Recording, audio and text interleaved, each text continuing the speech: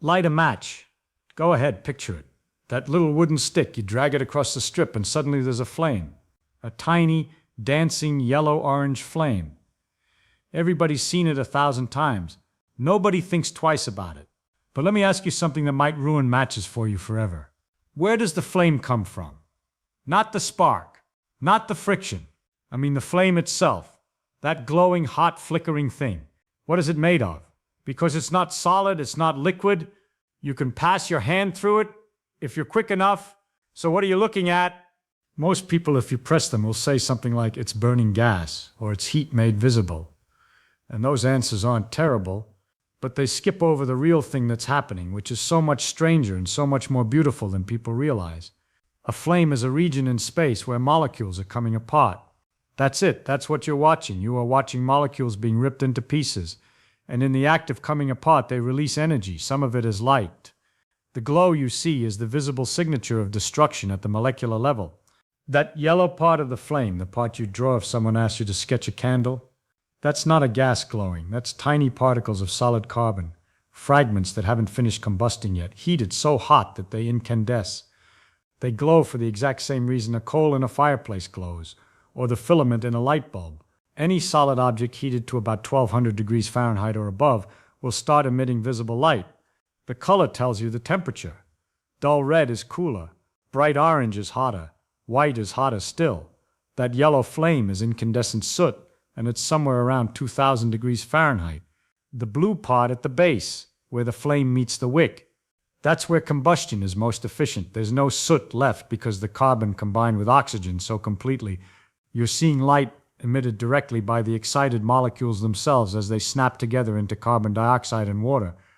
Hold that thought, because everything I want to talk about today starts right there with that little match flame, and it ends somewhere you probably didn't expect. See, I got to thinking one day about cremation, not in a morbid way, in a physics way. And somebody dies and the body goes into a furnace, a very hot furnace somewhere around 1800 degrees Fahrenheit, and after an hour or two, what comes out is a small box of powdery ash. A whole human being, reduced to maybe 5 or 6 pounds of calcium powder. And I thought, well, wait a minute. A person weighs, let's say, 150 pounds, and what comes out weighs 5. So where did the other 145 pounds go? That's not a metaphysical question, that's a bookkeeping question. That's a bookkeeping question. And in physics, we take bookkeeping very seriously. Every atom that was in that body has to be somewhere. Atoms don't vanish, they don't get used up, they don't evaporate into nothingness. So if 145 pounds of material is no longer in that box, it went somewhere specific. And I want to trace it, I want to follow every bit of it and tell you exactly where it ends up. Because when you do that, when you actually track the atoms, you learn something about fire, about chemistry, about the human body, and about what you even means, physically speaking, that I think is one of the most startling things in all of science. All right, let's start with what a human body actually is, atom by atom. Forget organs, forget tissues. I'm talking about raw ingredients. If you took a person apart, atom by atom, and sorted everything into little bins, here's roughly what you'd find. About 65% of the body's mass is oxygen. That surprises people. They think of oxygen as a gas, something you breathe. But oxygen is also the heaviest atom in water, and you are mostly water. Roughly 60% of your body weight is water, and in every water molecule, the oxygen atom accounts for about 89% of the mass. Hydrogen is light. Oxygen is what gives water its heft. Then about 18% is carbon. Carbon is the backbone of every organic molecule in your body, every protein, every fat, every strand of DNA.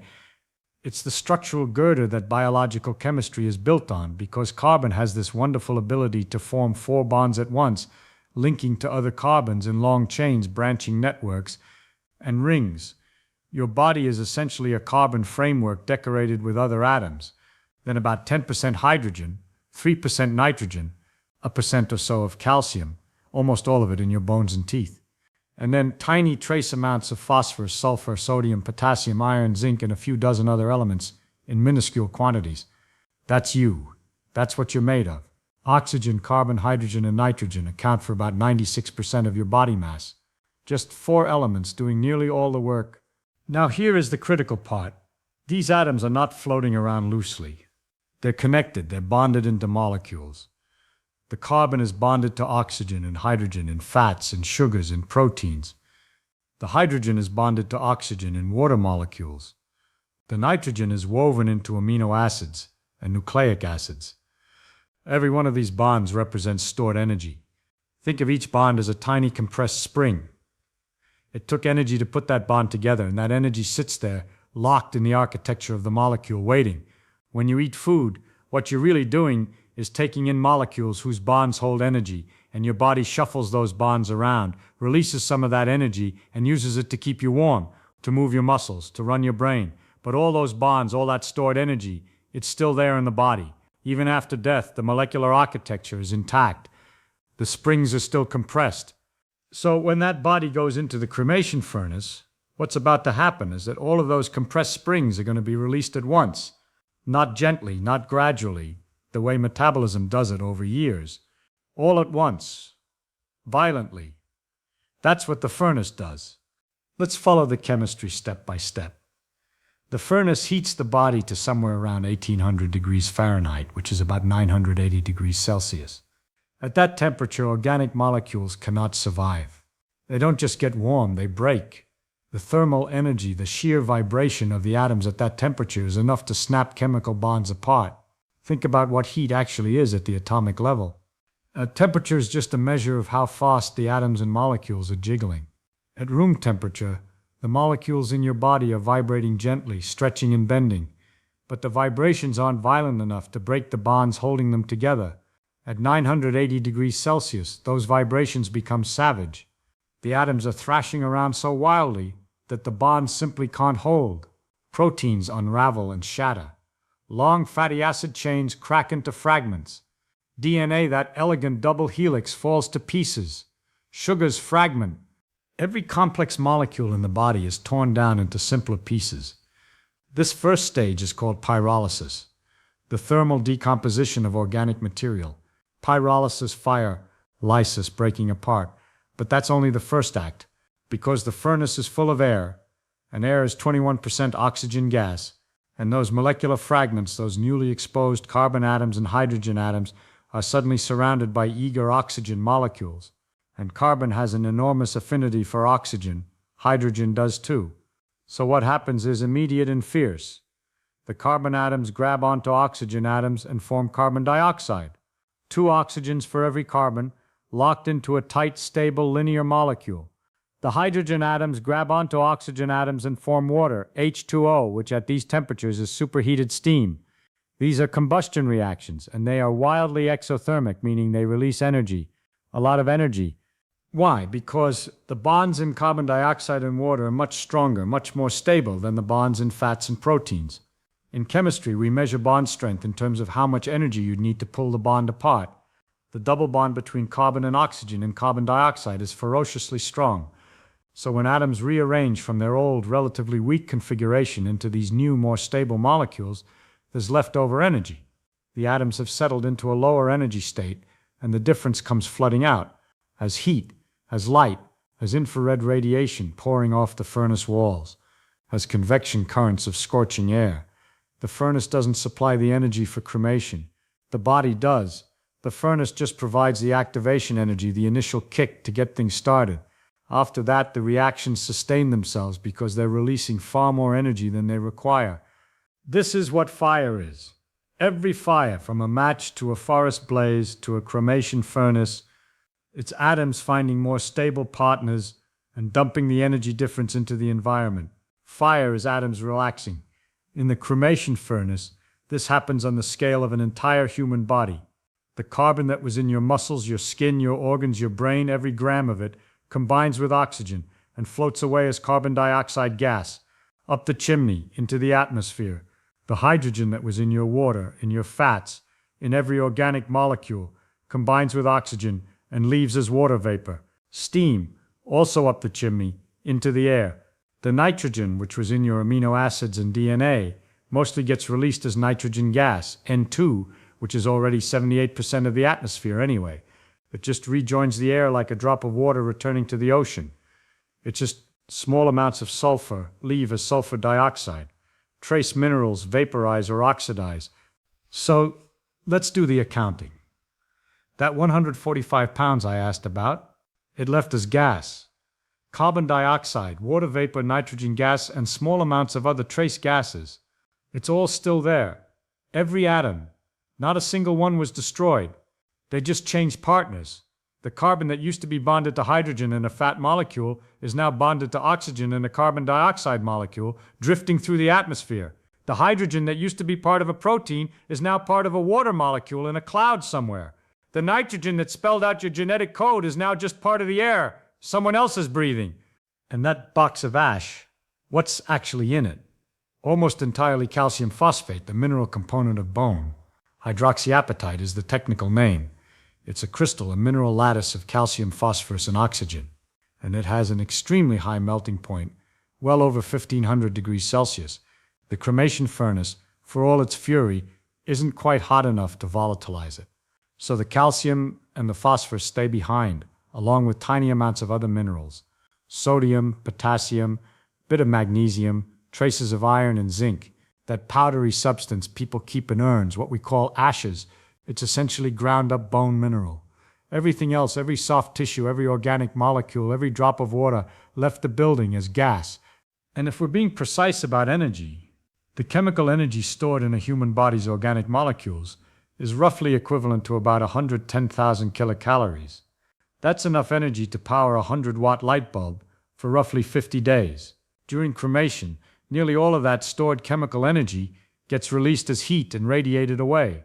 The furnace gets very hot, the flue gases carry thermal energy up the chimney, and eventually all of it dissipates into the environment. The energy doesn't vanish any more than the atoms do. It just spreads out, degrades into diffuse warmth, following the second law of thermodynamics toward ever greater entropy. The atoms are conserved, the energy is conserved. But the organization, the structure, the intricate arrangement, that's what's lost. And this is a deep point. The atoms in a living body and the atoms in the gases leaving the chimney are the same atoms. The total energy is the same. What's different is the arrangement.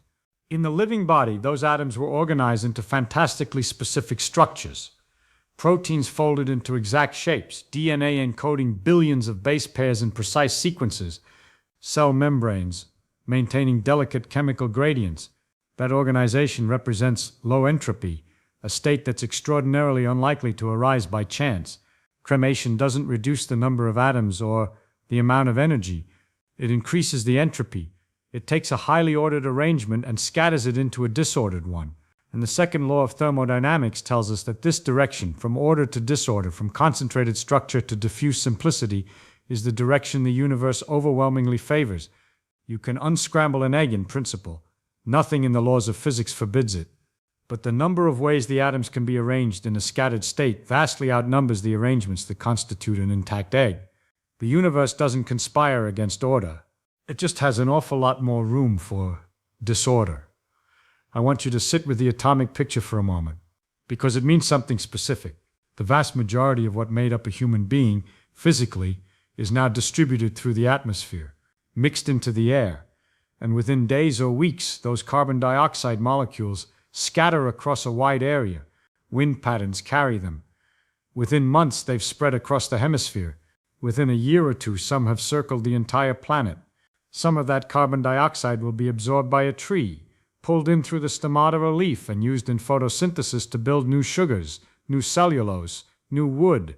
Some of that water vapor will fall as rain into a river, flow to the ocean, get drunk by a fish, evaporate back into a cloud.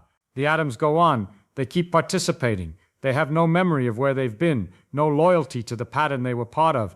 They just follow the chemistry wherever it leads. This is not poetry. I want to be very precise about this. This is atomic bookkeeping. The law of conservation of mass is absolute, not approximately true. Not true most of the time. Absolute. Antoine Lavoisier demonstrated this in the 1780s with careful weighing experiments. He showed that in any chemical reaction, the total mass of the products exactly equals the total mass of the reactants. Nothing is created, nothing is destroyed. Atoms shuffle. That's all. Cremation is a chemical reaction. A fast, hot, thorough one. But still just a rearrangement. Now let me push this one layer deeper. Because there's something even more unsettling hiding inside this story. Those atoms that made up the body, the carbon, the oxygen, the hydrogen, they weren't yours to begin with. I don't mean that in some spiritual sense. I mean it literally. You ate them. Every atom in your body got there because you ate something, or drank something, or breathed something in. The carbon in your muscles came from food, plants that pulled it out of atmospheric carbon dioxide, or animals that ate those plants. The oxygen in your tissues came largely from the water you drank. The nitrogen in your DNA came from the protein in an egg or a piece of fish or a handful of beans. You assembled yourself, piece by piece, out of borrowed parts. And here's what makes it truly strange. While you're alive, you're constantly losing atoms and replacing them. You exhale carbon dioxide with every breath. That's carbon leaving. You sweat out water. You shed skin cells by the millions every day. You excrete waste. Careful isotope studies suggest that roughly 98% of the atoms in your body are replaced within the span of about a year. The specific numbers vary by tissue. The lining of your gut turns over in a few days. Red blood cells last about 4 months. Bone is slower, maybe 10 years for a full replacement. But the overall picture is clear. The body you had a year ago and the body you have today share almost none of the same physical atoms. You are like a wave in the ocean. The wave is real. It has shape, it moves, it carries energy, but the water passing through it is always different. The wave isn't a thing, it's a pattern that matter flows through. So when cremation disassembles the body, it's doing something that was already happening, just far faster. Metabolism is slow, controlled disassembly and reassembly. A few atoms out, a few atoms in, every second of every day. Cremation is total disassembly, with no reassembly on the other end. The atoms scatter, but they were always scattering. Death doesn't start the process of atoms leaving your body.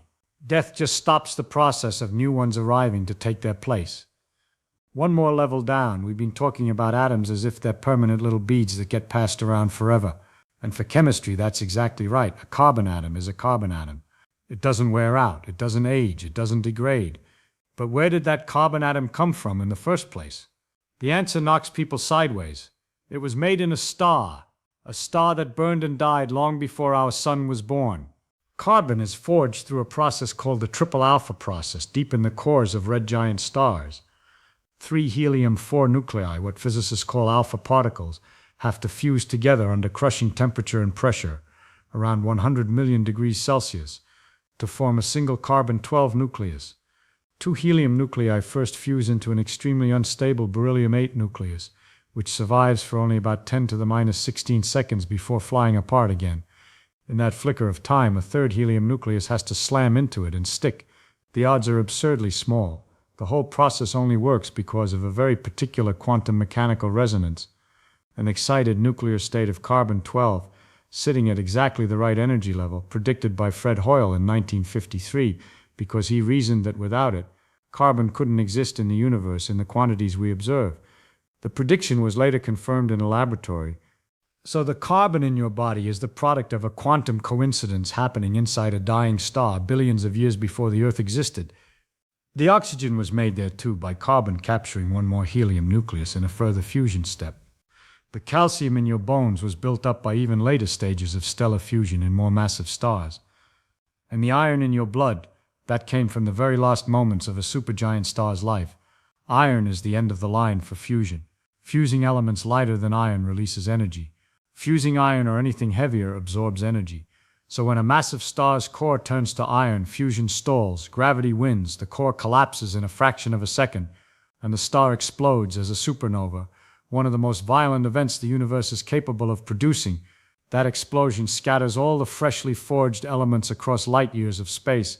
Billions of years later, some of that debris drifted into a new cloud, collapsed under gravity, and formed our solar system.